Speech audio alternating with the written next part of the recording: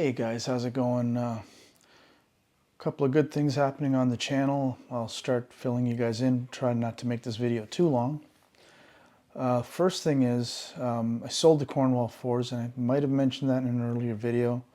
The gentleman that bought it, after about a month of having issues, doing this, doing that, and at the end of the day, everything's up and running. I need to give a shout out to Thomas Tan over at Thomas and Stereo there.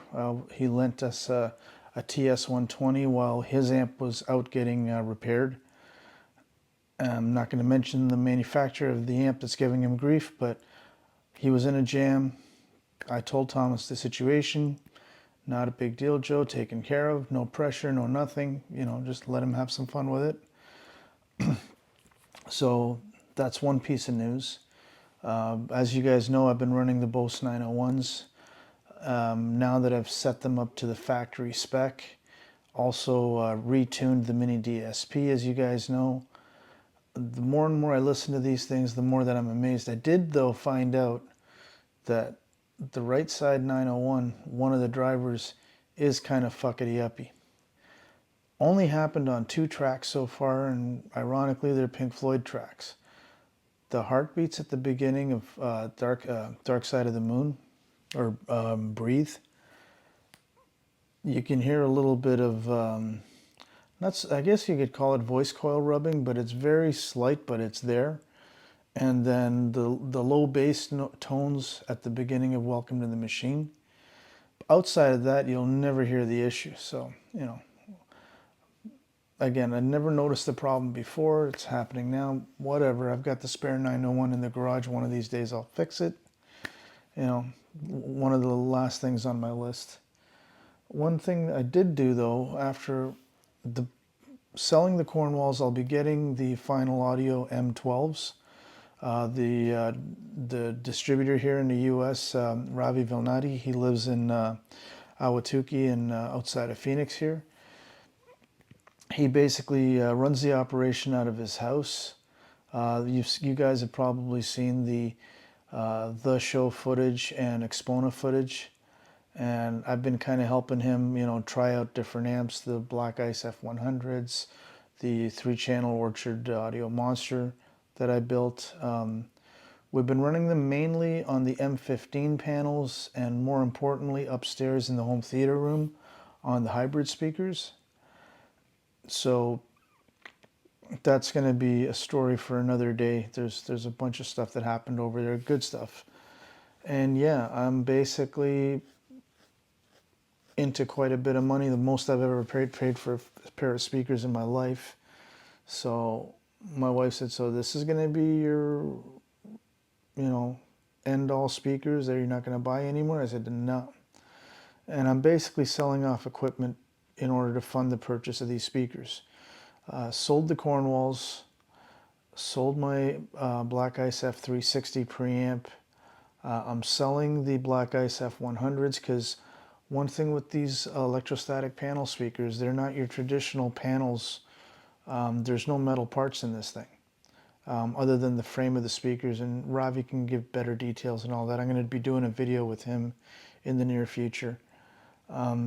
I know Final Audio, you know, there's been some speculation and crap like that, but no, the outfit is legit.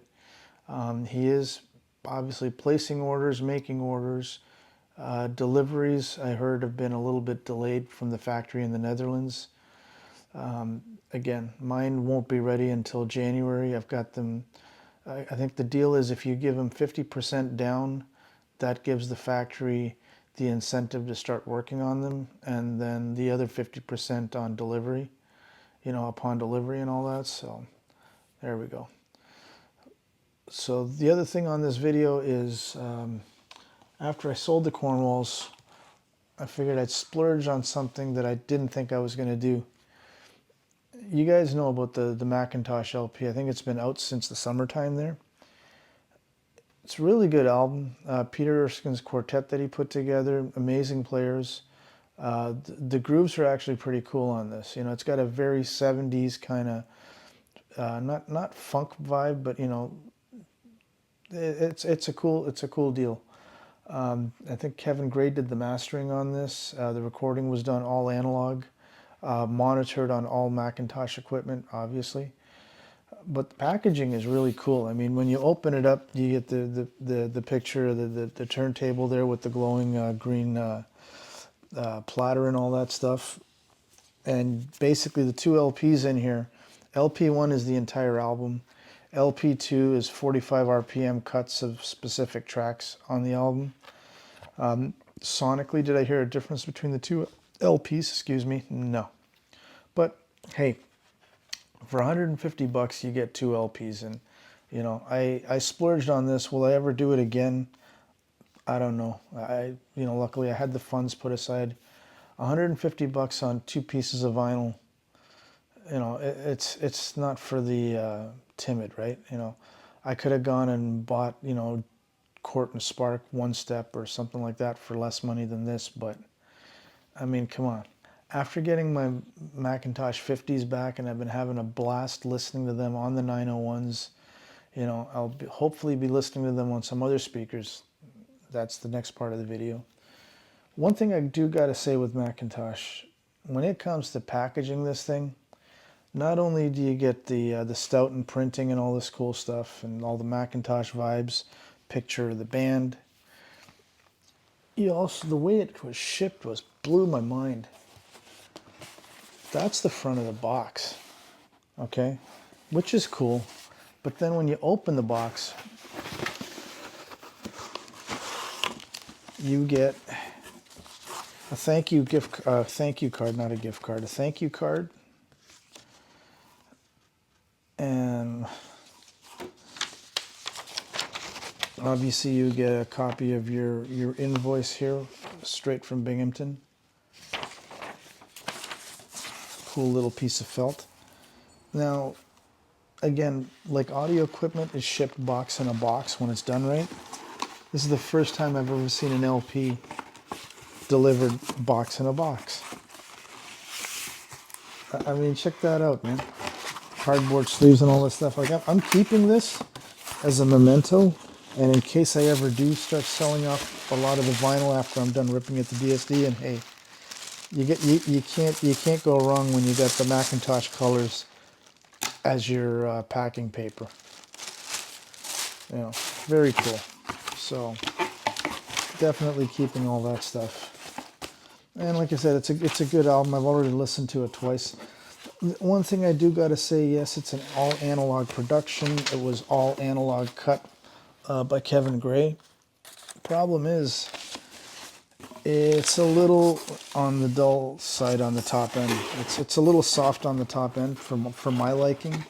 And again, it's not just these guys. I've heard this on a lot of the PS Audio Octave record stuff.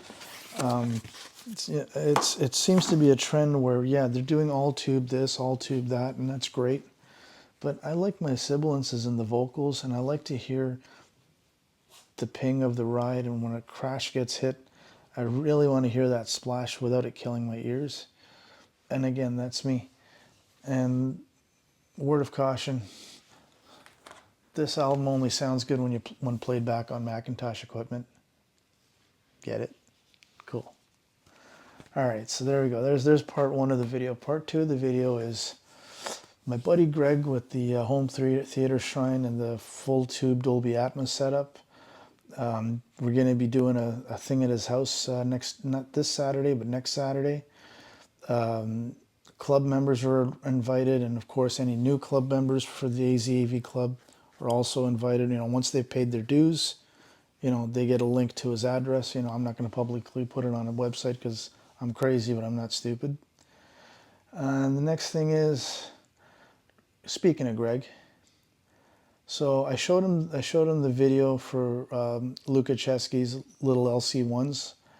I saw one review by a reviewer, and it was a good review.